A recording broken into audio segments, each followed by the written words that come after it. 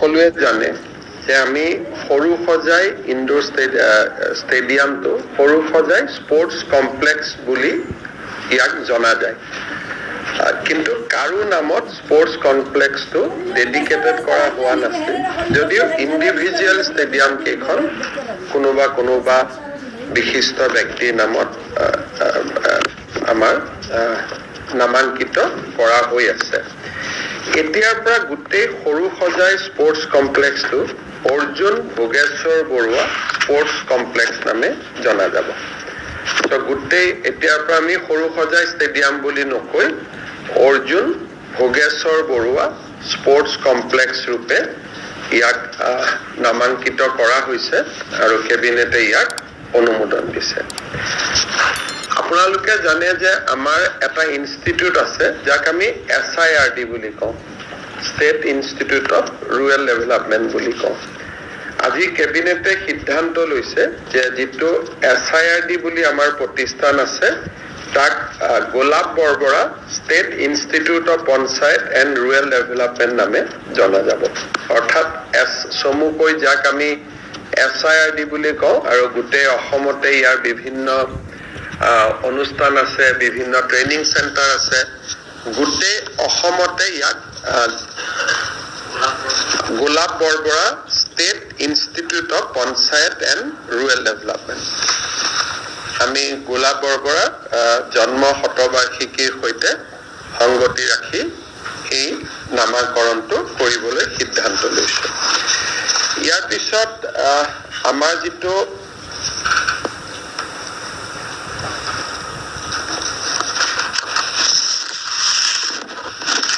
মঙ্গলদৈ যিটো আমি district stadium আছে দৰং জিলাৰ মঙ্গলদৈ দৰং জিলাৰ যিটো মঙ্গলদৈ ডিষ্ট্ৰিক্ট ষ্টেডিয়াম আছে আমি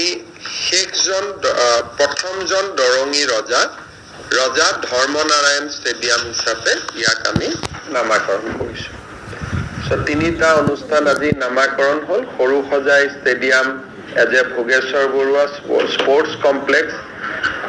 আমাৰ state institute of panchayat and rural development ইয়াক Golap Borbora state institute of panchayat and rural development হ'ব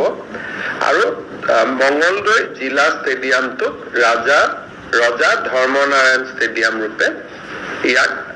নামাকৰণ কৰা হৈছে সৰু সৰু কেবিনেটত কেইটামান সিদ্ধান্ত আছে আপোনালোকে মোৰ টুইটত দেখা পাব কাৰ্বি আংলং জিলাৰ ফাৰাকুছি বুলি এখন গাঁও আছে ডংকা ৰেভিনিউ চাৰ্কুলত তাতে আমি 900 মেগাৱাট বিদ্যুৎ উৎপাদন কৰাৰ এটা প্ৰকল্পৰ বাবে যিটো এডভান্টেজ অসমত আমাৰ MOU স্বাক্ষৰ হৈছিল গ্ৰীণকো এনাৰ্জি তেওঁলোকৰ লগত আজি আমাৰ যিখন এডভান্টেজ অসমত লেটাৰ অফ ইণ্টেল হৈছিলে আজি তাক আমি চুক্তিলৈ ৰূপান্তৰ কৰি তেখেতসকলক মাটি বাৰী আমি গোটেইখিনি দিলো আৰু ইয়াতে তেখেতসকলে প্ৰায় 6000 কোটিতকৈও অধিক টকা ব্যয় কৰিব 900 মেগাৱাট পাম্প ষ্টোৰেজ প্ৰজেক্টছ এইটো আগতে এডভান্টেজ অসমৰ সময়তে সহি হৈছিলে আজি আমি ইয়াক চূড়ান্ত কৰো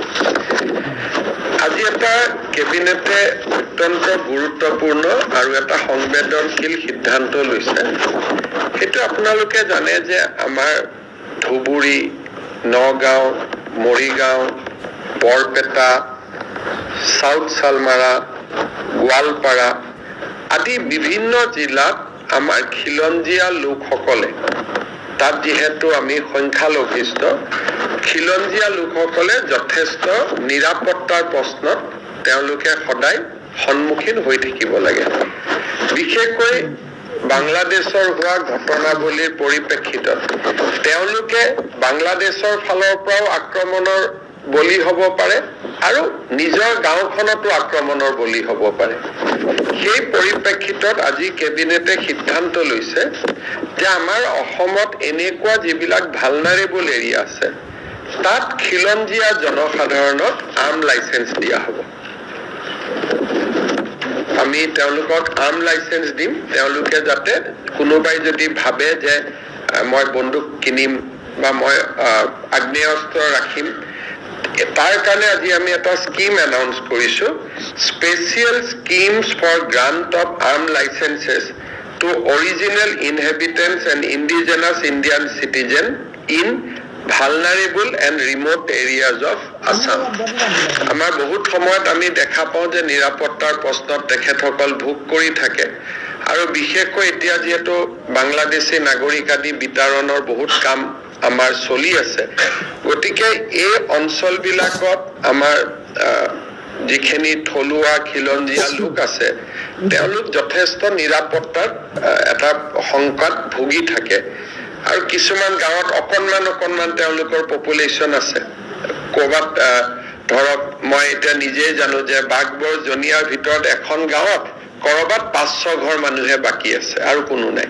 গতিকে এতিয়া সেই মানুহখিনিৰ কোনোবাই যদি চৰকাৰে বন্দুকটো কিনি নিদিয়ে, কিন্তু কোনোবাই যদি লাইচেন্স বিচাৰে আমি তেওঁলোকক উদাৰভাৱে লাইচেন্স দিম যাতে তেওঁলোকে নিজৰ ৰক্ষণাবেক্ষণ কৰিব পাৰে। এইটো এটা সেই অঞ্চলৰ মানুহৰ বহুদিনীয়া এটা অনুৰোধ আৰু দাবী আছিলে। ইয়াৰ ফলত ধিং, ৰূপহী, লাহৰীঘাট এই অঞ্চলবিলাকৰ পকেটত যিবিলাক আমাৰ অসমীয়া মানুহ এতিয়াও আছে তেওঁলোকে সদায় ভয়ত জাগাখিনিৰ পৰা ওলাই আহিব লাগে, মাটি বাৰী বিক্ৰী কৰি ওলাই আহিব লাগে। এতিয়া আমি তেওঁলোকক কৈছো যে চৰকাৰে আপোনালোকে লাইচেন্স খোজক, আমি আৰ্মছ লাইচেন্স আপোনালোকক দি দিম, আপোনালোকে তাত অন্তত এটা সাহসেৰে সৈতে থাকিব পাৰিব। চৰকাৰেতো সাহস দিয়ে আছে, এটা অতিৰিক্তভাৱেও আপোনালোকে এটা সাহস পাব। এই এটা সিদ্ধান্ত আজি কেবিনেটে খুব এটা ইম্পৰ্টেণ্ট মাইলষ্টন। বহু দিনৰ পৰা এই দাবীবিলাক অসম আন্দোলনৰ সময়ৰ পৰা এই দাবীবিলাক আছিলে, কিন্তু কোনো চৰকাৰে সাহস কৰা নাছিলে যে আমি দিব পাৰিম নোৱাৰিম। এই দাবীবোৰ আজি নহয়, অসম আন্দোলনৰ দিনাখনৰ পৰা এই দাবীবোৰ আছিলে। আৰু তেতিয়াই যদি আমাৰ থলুৱা মানুহখিনিক আৰ্ম লাইচেন্স আমি দিলোহেঁতেন, হয়তো বহুত মানুহ নিজৰ ঘৰ মাটি বিক্ৰী কৰি নাহিলেহেঁতেন। আজি কেবিনেটে যিটো আমাৰ যিটো জাতি মাটি ভেটিৰ যিটো কল্পনা তাক আমি আগুৱাই লৈ গৈ আজি আমি সিদ্ধান্ত লৈছো যে য'তে অসমীয়া মানুহ সংখ্যালঘিষ্ঠ, থলুৱা মানুহ, জনজাতীয় লোক য'তেই সংখ্যালঘিষ্ঠ তেওঁলোকে তাতে আৰ্মছ লাইচেন্সৰ কাৰণে আবেদন কৰিব পাৰিব আৰু চৰকাৰে উদাৰভাৱে তেওঁলোকক আৰ্মছ লাইচেন্স দিয়াৰ ব্যৱস্থা কৰিব। কিন্তু এইটো নহয় যে আমি বন্দুকটো কিনি দিম, সেইটো কনফিউজ কৰিব নালাগে। আমি কাকো বন্দুক কিনি নিদিওঁ, কিন্তু কোনোবাই যদি আৰ্মছ বিচাৰে তেতিয়াহ'লে আমি তেওঁলোকক আৰ্মছ আমি দিয়াৰ ব্যৱস্থা কৰিম। ইণ্ডো বাংলা বৰ্ডাৰ শব্দটো আমি কোৱা নাই, মই খালি উদাহৰণ দিছো যে আজিয়ে কিয় কেবিনেটে সিদ্ধান্তটো ল'বলগীয়া হ'ল। কিন্তু উত্তৰটো হ'ল যে ভালনাৰেবল এণ্ড ৰিম'ট এৰিয়া। গতিকে ৰিম'ট এৰিয়া বুলি ক'লে চাউথ চালমাৰা পৰি গ'ল, ভালনাৰেবল এৰিয়া বুলি ক'লে যদিও ৰিম'ট নহয়, ধিং ৰূপহীৰ অসমীয়া মানুহখিনিৰ কাৰণে এইটো ভালনাৰেবল এৰিয়া হৈ গ'ল। গতিকে দুটা ক্ৰাইটেৰিয়া কৰা হৈছে, এটা ভালনাৰেবল আৰু এটা ৰিম'ট, দুটা ক্ৰাইটেৰিয়া কৰা হৈছে। আমিতো কোনোদিনে কাকো কোৱাই নাই লাগে, মোক ব্যক্তিগতভাৱে আবেদন কৰি থাকে, কিন্তু চৰকাৰতো আঁচনি নাছিলে। মোক গ'লে কৈ থাকে যে ছাৰ আমাক আৰ্মছ লাইচেন্স দিয়ক বা আমাক বন্দুকৰ। মোক কি আৰু, মই যেতিয়া গাঁৱত মিটিং কৰিব যাওঁ, পঞ্চায়ত ইলেকশ্যনতে মিটিং কৰিব গৈছো, ৰাইজক মই লগ কৰো, ৰাইজে মোক যি কাগজ পত্ৰ দিয়ে সেইবিলাকৰ ওপৰতে আমি পিছত সিদ্ধান্ত লওঁ। গতিকে এইবাৰ মই ইলেকশ্যনত যাওঁতে মোক বহুত লোকে কৈছিলে, বিশেষকৈ নগাঁও আৰু দৰঙত যাওঁতে, যে আমাক ছাৰ আৰ্মছ লাইচেন্স দিয়ক, নহ'লে আমি মাটিবোৰ বিক্ৰী কৰি দিব লাগে।